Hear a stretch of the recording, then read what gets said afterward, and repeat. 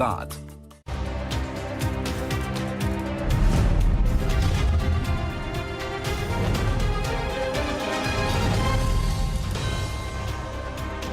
आप प्रवेश कर रहे हैं सीएनबीसी आवाज और इबेक्स कैश के शानदार स्टूडियो में।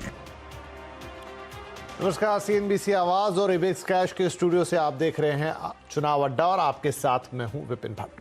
उत्तर प्रदेश में विधानसभा चुनाव के लिए भारतीय जनता पार्टी ने अपना चुनावी घोषणा पत्र जारी कर दिया है। बीजेपी के संकल्प पत्र में किसानों, महिलाओं, युवाओं और कानून व्यवस्था पर फोकस है। कांग्रेस और समाजवादी पार्टी के वादों की तरह बीजेपी ने भी कुछ लोक लुभावन या फिर दूसरे शब्दों में कहें तो मुफ्त वाले ऐलान किए हैं। जाहिर है, चुनाव है तो वोट तो चाहिए, फिर वो चाहे काम करके मिले या फिर लोक लुभावन ऐलानों के जरिए। कांग्रेस और समाजवादी पार्टी ने मुफ्त के वादों की झड़ी लगाई तो बीजेपी पर भी दबाव बना और ये बनना लाजमी भी था। तो आज चुनाव अड्डा में हम यूपी में राजनीतिक पार्टियों के वादों पर अपना फोकस करेंगे और इस पर चर्चा करेंगे। चलिए शुरुआत करते हैं और इसके लिए हमारे साथ कुछ खास मेहमान जुड़ रहे हैं जिनका तारुफ मैं आपसे कराता हूं। भारतीय जनता पार्टी के प्रवक्ता मनीष शुक्ला इस डिबेट में शामिल हो रहे हैं। समाजवादी पार्टी के प्रवक्ता अमीक जमोई साहब हैं। कांग्रेस के प्रवक्ता उमाशंकर पांडे, वरिष्ठ पत्रकार शरद प्रधान और राजनीतिक विश्लेषक शिवम त्यागी। आप सभी का बहुत बहुत स्वागत है।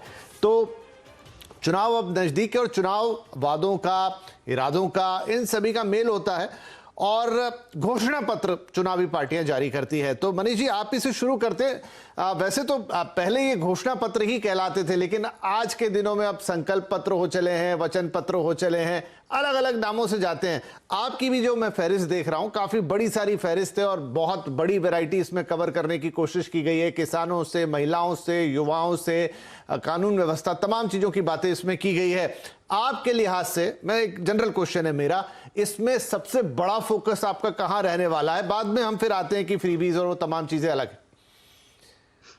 देखिए भट्ट जी, भारतीय जनता पार्टी ने 2017 में अपना लोक कल्याण संकल्प पत्र जारी किया था और जिसके आधार पर पिछले 5 सालों में गांव, गरीब, किसान, नौजवान और महिलाओं के हित में काम किए गए, इंफ्रास्ट्रक्चर के क्षेत्र में काम किए गए, एक्सप्रेसवे बनाए गए और उसी विकास को गति देने के लिए, महिलाओं के कल्याण को और आगे बढ़ाने के लिए और जो गरीब कल्याण की योजनाएं हैं वो अंतिम व्यक्ति तक पहुंचे, इसके लिए जो आज हमने संकल्प पत्र घोषित किया है उसमें उन्हीं चीजों की बात की है। और मेरा भट्ट जी एक बात कहना है कि देखिए, चाहे किसी का घोषणा पत्र हो, किसी का संकल्प पत्र हो, जो सरकार में रहते किसका क्या ट्रैक रिकॉर्ड रहा है उसके आधार पे बात होनी चाहिए। हमने कहा था अपने लोक संकल्प पत्र में, लोक कल्याण संकल्प पत्र में कि कैबिनेट की पहली मीटिंग में किसानों का ऋण मोचन कार्यक्रम करेंगे और 36,000 करोड़ से 86 लाख किसानों का ऋण मोचन का कार्यक्रम हमने किया। हमने कहा था कि हम करप्शन और क्राइम पर जीरो टॉलरेंस की नीति अपनाएंगे। अगर आज उत्तर प्रदेश में आप देखेंगे तो जो कानून व्यवस्था की स्थिति है, आज बच्चे के मन में ये विश्वास जगा है कि सरकार कानून व्यवस्था को ठीक करने के लिए किसी भी कीमत पर जा सकती है, कहीं तक जा सकती है और आम आदमी के लिए भी आज ये पॉसिबल हो पाया है कि अपने हित की बात वो कर सके और रात में किसी भी समय पे आज महिला उत्तर प्रदेश में बाहर जा सकती है। करप्शन के विषय पर जीरो टॉलरेंस की नीति के नाते से करीब 2000 से ज्यादा कर्मचारियों और अधिकारियों के ऊपर कार्रवाई सुनिश्चित की गई है, गंभीर कार्रवाई की गई है। तो हम इस करप्शन, जो हमने आज लोक कल्याण घोषणा पत्र जारी किया है, उसमें मुफ्त सिंचाई